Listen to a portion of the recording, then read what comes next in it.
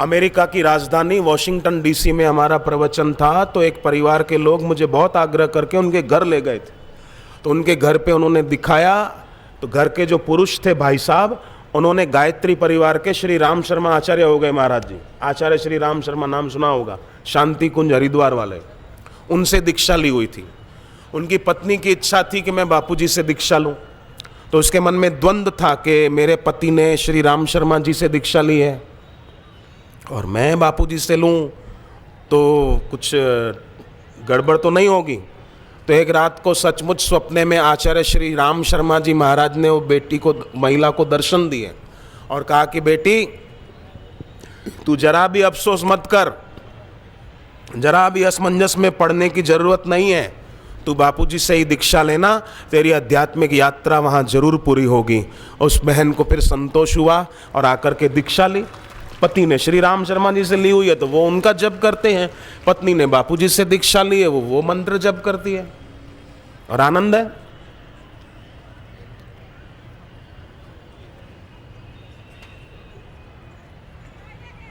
तो इस युग में जहां जीवन जरूरी चीजें महंगी और उनमें भी फिर मिलावट, मसालों में मिलावट, घी में मिलावट, तेल में मिलावट, जैसे कपड़ा होता है ना 67-33, अमुक टका पॉलिस्टर, अमुक टका कॉटन, ऐसे हर चीज में मिलावट मिलावट। पहले तो भाइयों दूध भी कुंवारा बेचते थे ग्वाले लोग, बहनों दूध कुंवारा बेचते थे। आजकल तो दूध के भी पानी के साथ फेरे फिरा के उसकी शादी करा के फिर बेचते हैं। कुंवारा नहीं बेचते दूध, पहले ग्वाले बेचते थे। आज तो परिक्रमा करा देते हैं पानी के साथ, चल भाई, परिक्रमा नहीं कराते, पानी डाल के घुमा देते, चल।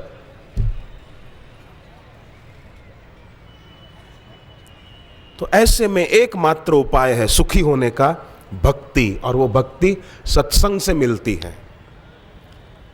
भक्ति मिलती, शांति मिलती गुरुवर के दरबार में। भक्ति मिलती, शांति मिलती बापू के दरबार में। भक्ति मिलती, शांति मिलती बापू के दरबार में। बापू के दरबार में, गुरुवर के दरबार में। बापू के दरबार में, गुरुवर के दरबार में। भक्ति मिलती, शांति मिलती गुरुवर के दरबार में।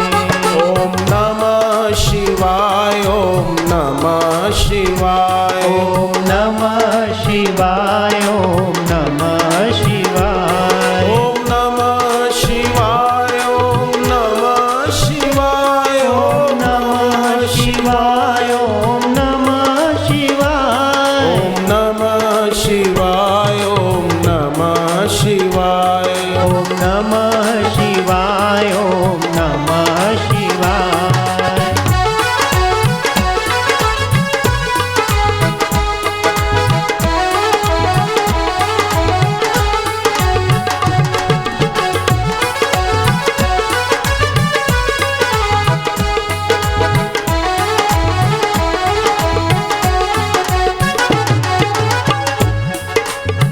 जिस पे नूरानी नजरें डाले, खुलते उसके भाग्य के ताले।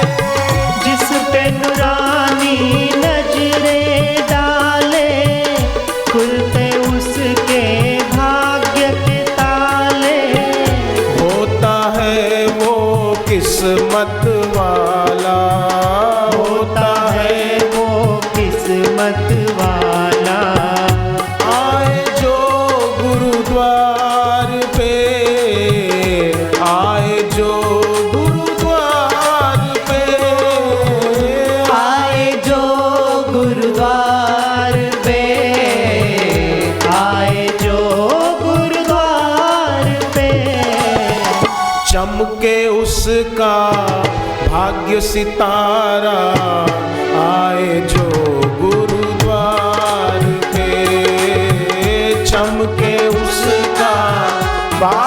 सितारा आए जो गुरुद्वार पे। हरे राम राम राम हरे हरे, हरे राम राम राम हरे हरे। हरे कृष्णा कृष्णा कृष्णा हरे हरे, हरे कृष्णा कृष्णा कृष्णा हरे हरे। हरे राम राम राम हरे हरे, हरे राम राम हरे हरे।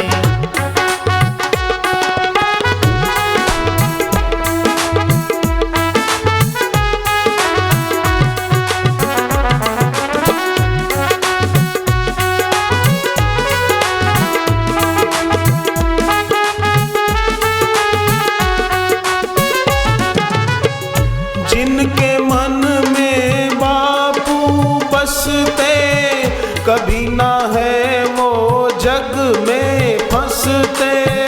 जिनके मन में बापू बसते, कभी ना है वो जग में फंसते।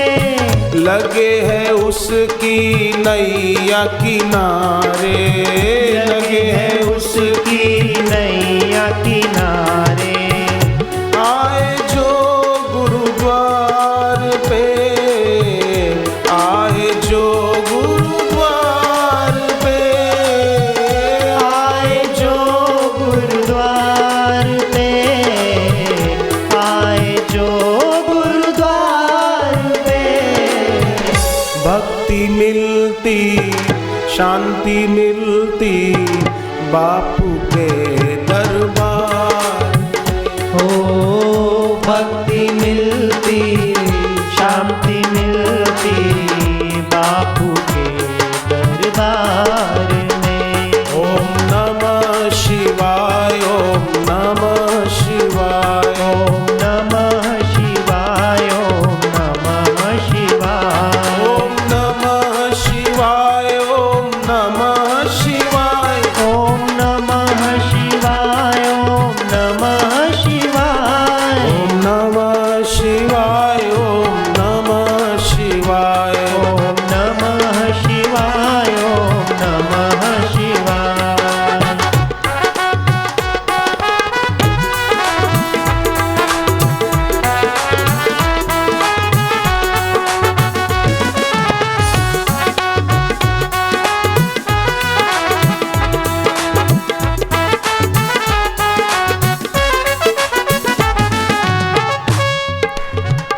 तो सबका अनुभव है कि गुरुदेव के सत्संग में क्या मिलता है, इसलिए बापूजी जहाँ भी जाते हैं वहाँ भीड़ उमड़ती है। और टीवी पर भी सत्संग आता है तो देखने वाले खूब श्रद्धा भक्ति से देखते सुनते हैं। अफवाह उड़ाने वालों ने तो बहुत जोर लगा के देखा, परंतु नन्हे पौधों को भय होता है किसी के द्वारा कुचले जाने का। कल्प वृक्ष को क्या फर्क पड़ेगा किसी के पास आने से। छोटा सा पौधा हो गया ना, वो डरेगा कि कोई मेरे को कुचल डालेगा। कल्प वृक्ष क्या डरेगा, कल्प वृक्ष के पास जो आएगा उसकी मनोकामना पूरी हो जाएगी। एक बार क्या हुआ, एक दृष्टांत है कि देव ऋषि नारद जी अपने एक तथाकथित भक्त को लेकर गए स्वर्ग में। कल्प वृक्ष के नीचे उसको बिठाया कि तू यहाँ बैठ, मैं आता हूं।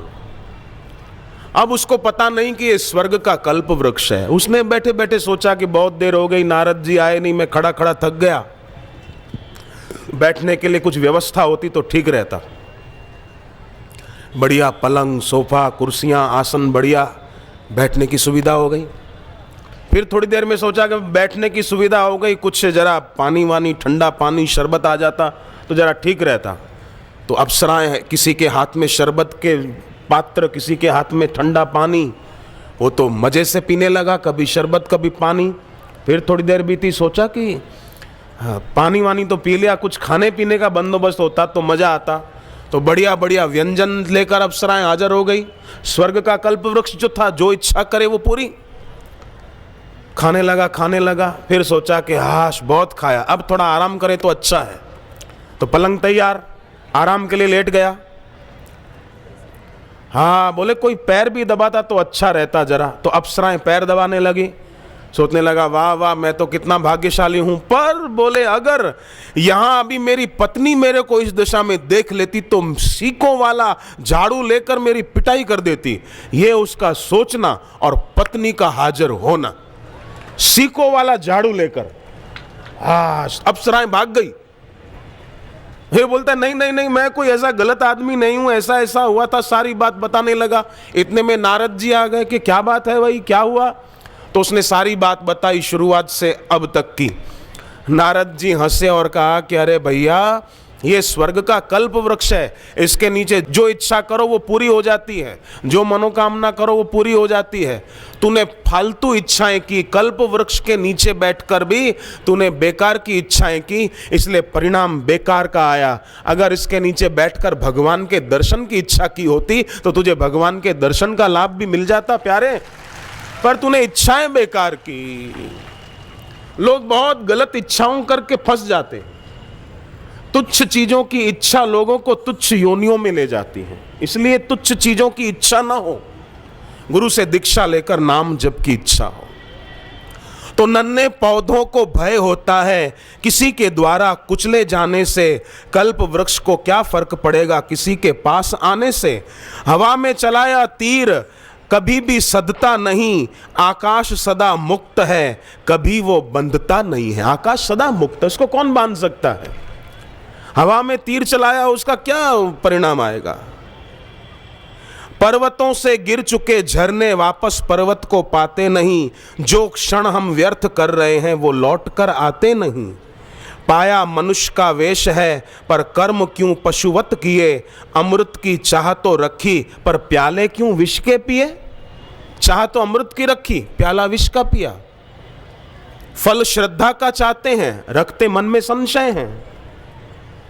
पर वे धनभागी हैं जो मन में संशय नहीं पर श्रद्धा रखते हैं। आप सब जो यहां बैठे हैं, आपके अंदर में श्रद्धा है तभी तो बैठे। मुझे किसी ने पूछा था कि इतने साल हो गए आपको आश्रम में रहते हुए, आपको कभी अपने रिश्तेदारों की याद नहीं आती? मैंने कहा जब से मैंने आश्रम में कदम रखा है 1983 से, तब से मैंने पक्का मान लिया कि मेरी माँ भी मेरे बापू हैं और मेरे पिता भी मेरे बापू हैं, सब कुछ मेरे वो हैं। त्वमेव माता च पिता त्वमेव बंधुश्च सखा त्वमेव। मुझे किसी ने कहा आपने तो पिछले जन्मों में हीरे दान किए होंगे। मैंने कोई हीरा दान नहीं किया है। मैंने खाली जब से आश्रम में आया हूं तब से गुरुदेव को ही सर्वस्व माना है, और कभी भी बापूजी से कोई चीज मांगी नहीं है, और कभी बापू से कोई फालतू प्रश्न नहीं पूछा है कि इसका क्या होगा, उसका क्या होगा। नहीं नहीं, गुरु ने दीक्षा दे दी, ज्ञान दे दिया, भक्ति दे दी, सब कुछ दे दिया, क्या कमी है? मेरी बहनों को दीक्षा मिली, उनकी शादी अच्छे घरों में हुई, वो सुखी हैं। मेरे भाई ने दीक्षा ली, वो सुखी है, किसी बात की तकलीफ नहीं है। तो क्यों बापूजी से कुछ प्रश्न करूं कि इसका क्या होगा, उसका क्या होगा? गुरु से आशीर्वाद मांगने की जरूरत ही नहीं है, और आशीर्वाद मांगा भी नहीं जाता है। शिष्य ऐसा व्यवहार करे कि गुरु के दिल से आशीर्वाद निकल जाए कि बेटा तेरा भला हो, ऐसा शिष्य करे। तो ध्यान रहे प्रभु, किसी को बुरा लगे तो माफ करना, परंतु बात पते की है। दिव्य प्रेरणा प्रकाश नाम की पुस्तक जाते समय जरूर लेते हुए जाना, जो भी सत्संग में आज पहली बार आए हैं। और दिव्य प्रेरणा प्रकाश नाम की पुस्तक में ग्रस्त जीवन में उपयोगी कई ऐसे मंत्र भी लिखे हुए हैं जो बड़ा काम करते हैं। उसमें एक मंत्र मैं आपको बताऊं, लिखा है कि कोई देवी माँ बनने वाली हो, उसको प्रसूति की पीड़ा होती हो, तो दिव्य प्रेरणा प्रकाश में एक मंत्र लिखा हुआ है कि कटोरी में दूध भर के रखें और दूध में देखते हुए वो मंत्र जप करें 108 बार, और वो दूध फिर अपनी बहू को पिला दें जो माँ बनने वाली है। उसको सुगमता से प्रसूति होगी, माँ और बच्चा दोनों स्वस्थ रहेंगे। ये कईयों ने अनुभव किया है, कई सदग्रस्तों ने, और उन्होंने बताया, इसलिए मैंने आपको बताया।